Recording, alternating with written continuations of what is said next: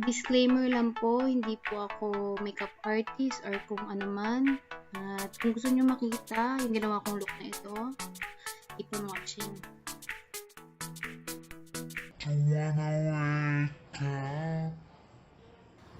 So first, pinaka-importante is yung skincare routine ninyo. Ow! So dito, yan, nag-escanol lang ako.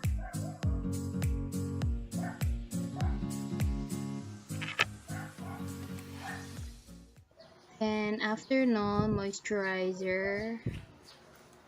O, kahit anong meron kayong product dyan will do.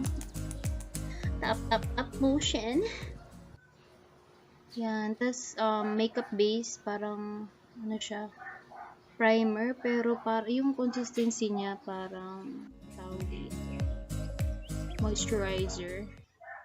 Ganon. Hindi siya yung silicone. And then, foundation. I'm in a shade 128.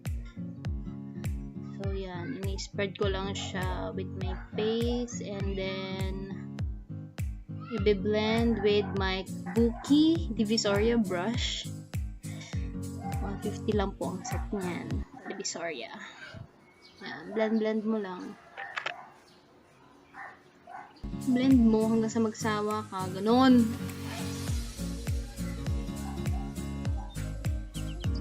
More blending. Yan. Tapos, nilagyan ko pa ng coverage. May mga discoloration pa. Tapos, binlend ko lang siya ulit.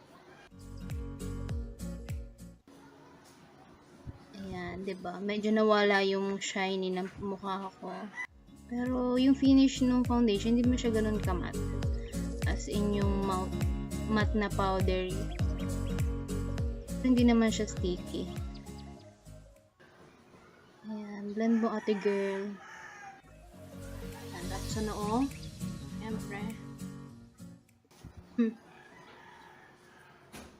Ouch! And sa neck, para naman pumantay sa iyong leeg. Ayaw mo namang magmukhang zebra, diba? Okay, may lumulutang na ulo.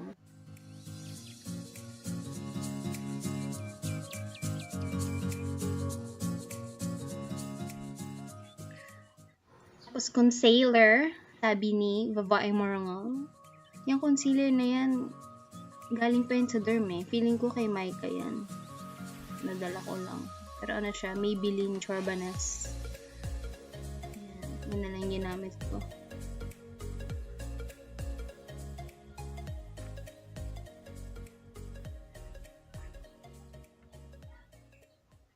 Ayan, sa under eyes, binled ko lang siya with my fingertips.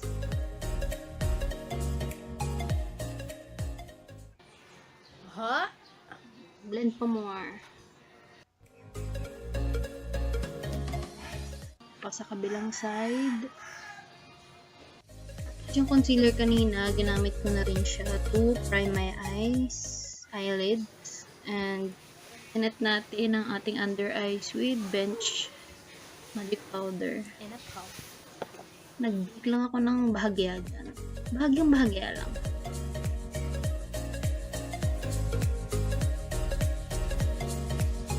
Lagyan ko yung mga part na nilagyan ko ng mga concealer. And then, tinat ko yung buong face ko with Maybelline Fit Me Powder. And, binrush off ko na yung mga excess powder. Gamit ulit yung Divisoria brush. And then, nag-bronze down ng onting-onte para naman hindi ganun kaputi yung mukha natin. Para medyo may warmth ng onte. And nag-contour din ng konting-konti lang kasi super pigmented yung palette na yan and powdery din siya. Tapos nag-blush na rin ako ng konti lang, pa-baby blush. Contour ko din yung nose ko gamit yung bronzer kanina din. Ayan, makikilay na tayo because kilay is life. Yung tipong hindi makukumpleto yung buhay mo na walang kilay.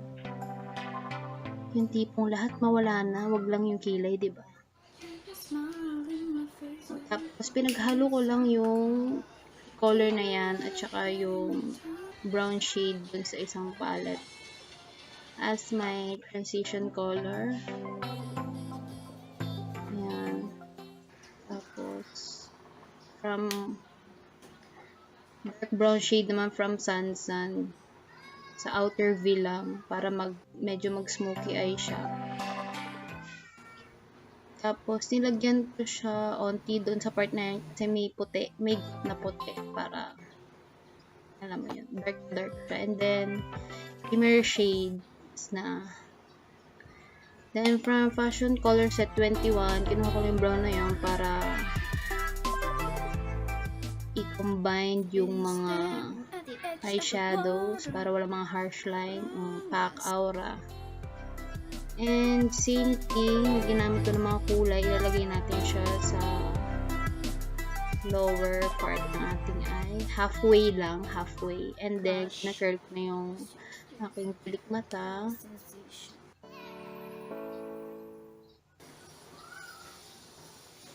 Ito yung lower lash with Nichideo. And mag-apply na tayo ng lashes.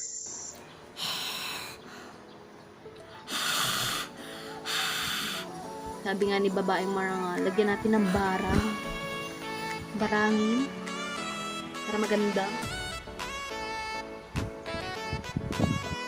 Maganda na vo. Punta na vo. Oh, yes. Oh. Aura.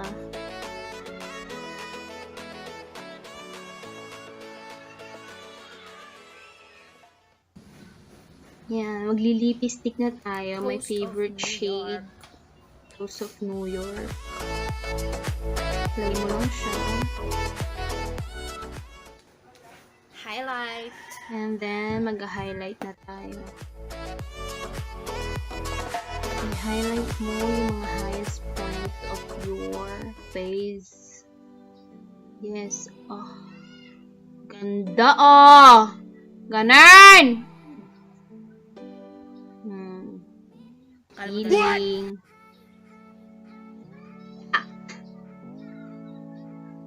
Ganon.